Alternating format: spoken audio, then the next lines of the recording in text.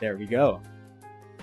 Because unlike other Arknights players, we're not gonna be using some sort of rational basis for this tier list.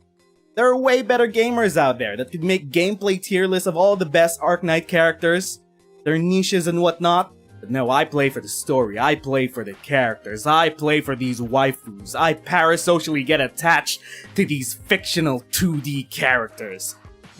And I'm gonna get you attached too, because I'm gonna explain some of these. Briefly, we're gonna rank them based on their story participation, their lore, their background character, maybe a bit of their art, because their art is also an integral part of their lore, their story. But also, I have this pet peeve of mine. It's an annoyance, really, of people that mix up story and lore whenever it comes to games. Because story and lore are very different things. And a lot of people that only care about gameplay, they usually just call things lore when they don't care about the story. And we're gonna be ranking our favorite Arknights characters by their story, their lore, their participation in current plotlines, in past plotlines, in future plotlines maybe. I have a tier here called CN tier. CN tier is for the characters that have not released the global yet, so they have their own tier. And of course, this tier is gonna be biased. Wow. No qualitative assessment is ever unbiased. We're here because we're ranking our favorite characters and I'm calling your favorite ones trash tier. That's why we're here. Anyway, that's just a joke. I love all these characters, but some more than others. So, starting things off, we have Hoshiguma. Hoshiguma is part of the LGD, which is basically the policing force in Lungmen, our Hong Kong alternative in the world of Arknights on the world of Terra. Hoshiguma is the partner, or ex-partner, of Superintendent Shen. She is an ex-mobster. She used to be part of the criminal underground of Lungmen. She got around a lot. She probably has a lot of connections within the underground. A lot of criminals respect her. A lot of players respect her because she's one of the quote-unquote buff mommies of the game, even though the OG art is not really that flattering of her, to be honest. She has skinny arms. But the lore would say that because she's an Oni, she's actually very, very strong physically wise. Let's look at her E2 art. Hoshiguma's an Oni. She's got that look. She's a green Oni, which is kind of rare to see, because you usually see red and blue Onis in media, because they're usually in a pair, and you could write stories for pairs that way. She's a green Oni, which is kind of different. We got her alternative skin, which I love. I love the streetwear designs in Arknights. They are always very, very fire. This is definitely something you'd see from someone like walking around Shinjuku. Probably Shibuya. This is more of a Shibuya look, if you've ever been to Tokyo. Very modern, very baggy. Lots of stickers on her shield. But to discuss more about her story, we could say that she's always been defined around her relationship with Chen and, to an extent, Swire. We kind of don't know where she'll go. She's never really had a character arc, so she doesn't really have any growth. She's currently a stagnant character from a storytelling point of view. Hopefully, she gets more development. Maybe she shows up in more events down the line involving Lungmen. But for now, she's not really participating in all of that. So, we're gonna put Hoshiguma somewhere in. Since she has a role in the main plot, we're never gonna put her below C tier. We'll have a bunch of arbitrary guidelines to this tier list, which some people may agree with or disagree with, and I don't care. She's in the main plot, so she'll never be below C tier, but she doesn't go higher than C because she doesn't really contribute much aside from being Chen's strong wing woman. So, let's put Hoshiguma at C tier. For the story and her participation in the plot, her lore, her background, she's very cool. But she hasn't really endeared herself. That's not a good way to put it. She hasn't had any opportunities to endear herself further. That's a better way to put it. Okay, so our next character is Saria.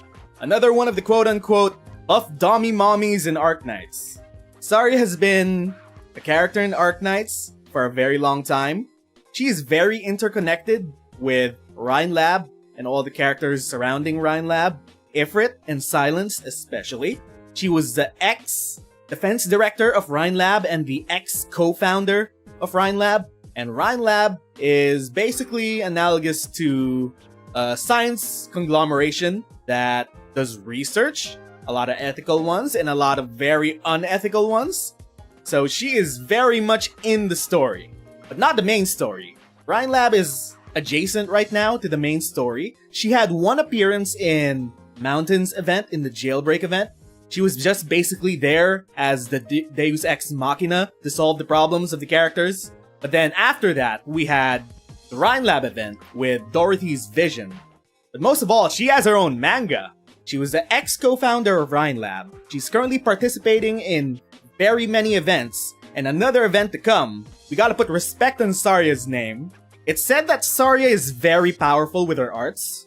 So powerful, in fact, that she uses a shield, and she's a medic healer, just so, you know, she could not use all of her strength at once. So she is a very good candidate to have an alter in the future.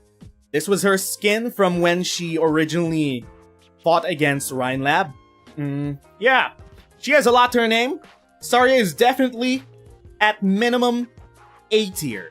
A lot of story, a lot of participation in the plot, connected to way too many important characters, Rosmontis, Ifrit, Silence, Rhinelab in general, and Rhinelab itself, setting up for very interesting things by starting to go into space.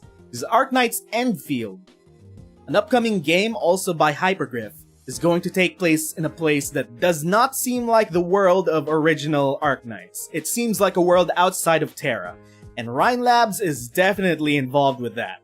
So she's going to be a main player. She's definitely a main player for the rest of the future. So Saria goes definitively, well, not definitively, it's flexible, in A tier. Saria is an A tier written character. She has so much lore, so much story, I love her for that. And I wish she would punch me in the face. Huh? What? No. Okay. Moving on! Skadi. Skadi is also one of the original characters of Arknights, at least she was here since very near the beginning, I'm not quite sure, I didn't play that far long. She's an Abyssal Hunter. She was one of the super soldiers that were created by Aegir, the underwater nation, the underwater super nation, to fight against the Seaborn. The Seaborn are basically the Eldritch Apocalypse equivalent in Arknights. Arknights, as some people would put it, is an apocalyptic story. It is not post-apocalyptic. Apocalypses are currently happening in Arknights, and they've been happening for thousands of years. The world of Terra is constantly in a state of it could end at any moment. And Skadi is definitely at the forefront of all that, because as an Abyssal Hunter, she's one of the people that have held back the apocalypse so far. So far that only a few surviving Abyssal Hunters have survived since their last bout with the Seaborn.